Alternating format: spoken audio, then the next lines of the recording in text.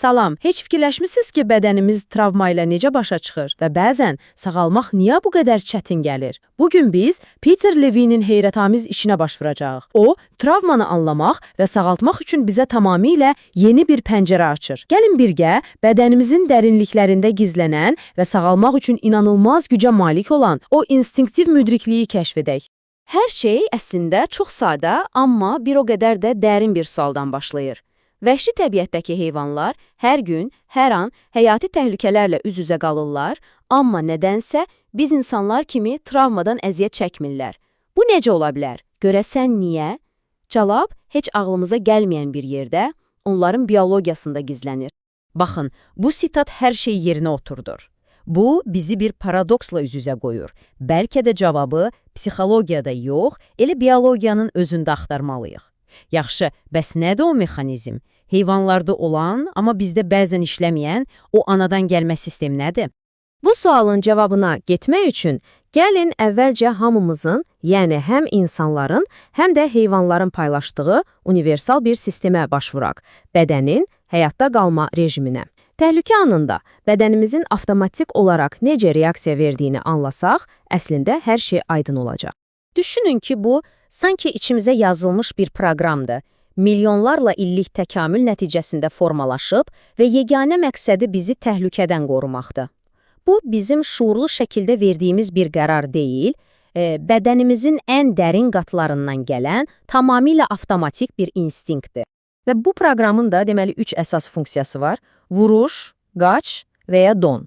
Bunlar bizim seçimlərimiz deyil, sinir sistemimizin saniyənin 1/1000 sürətində verdiyi avtomatik reaksiyalardır. İlk ikisini hamımız bilirik, amma o üçüncü var donma reaksiyası. Bax, o çox vaxt səhv başa düşülür. Və əslində travmanın bütün sirri də elə məhz burada gizlənir.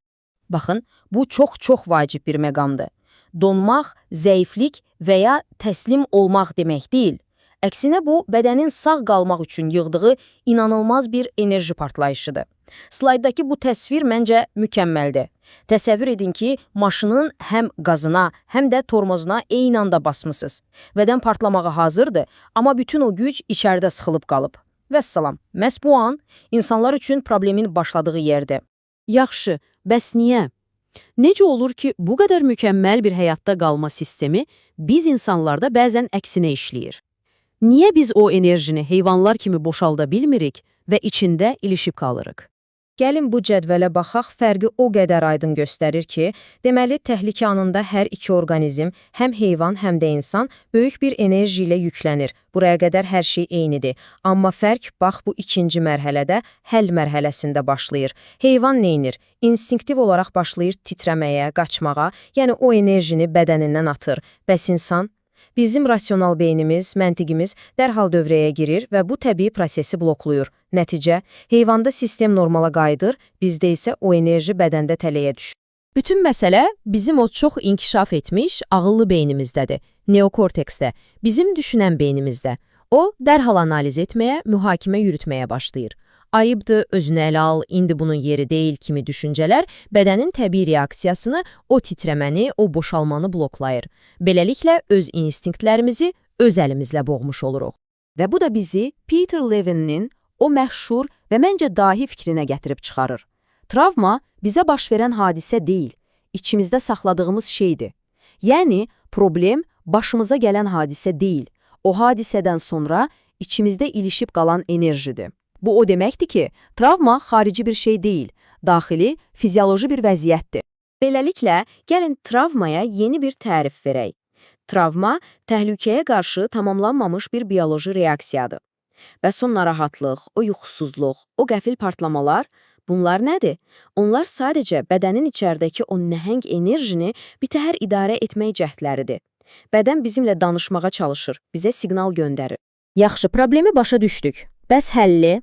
Həll yolu var və bu əslində çox ümidvericidir. Çünki cavab elə bədənin özündədir.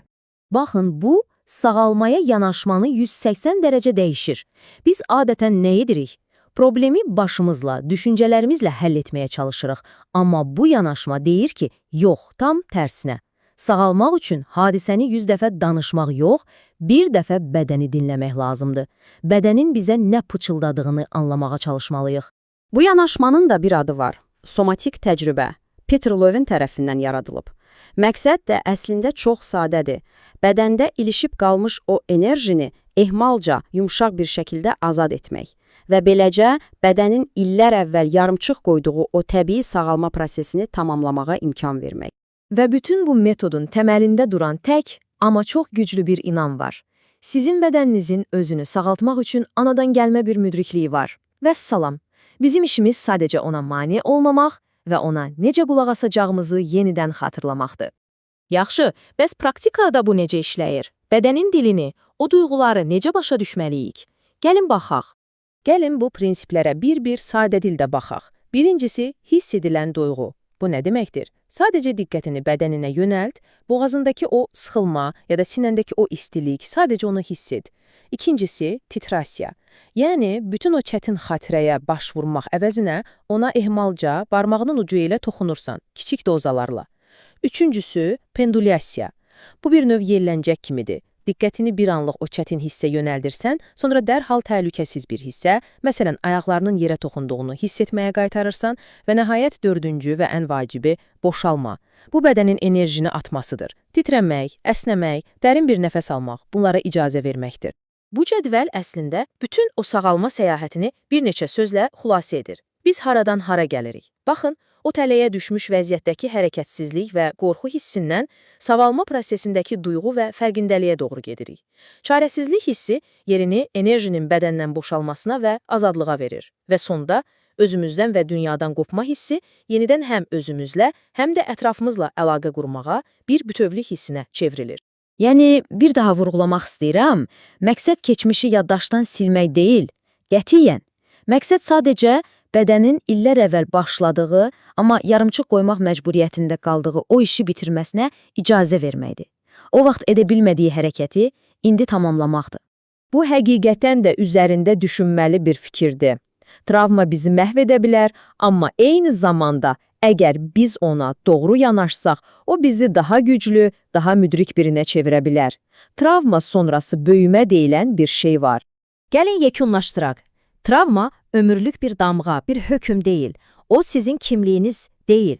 O sadəcə bədənin təbii axınının pozulmasıdır və pozulan hər şey kimi onu da bərpa etmək mümkündür.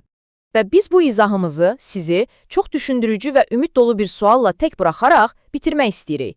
Bəs, əgər bədəniniz onsuz da lap əvvəldən necə sağalacağını bilirsə, bəlkə də sağalmaq yeni bir şey öyrənmək deyil, sadəcə bədənimizin həmişə bildiyi o qədim müdrikliyi xatırlamaqdır. Vaxtınız üçün təşəkkür edirəm.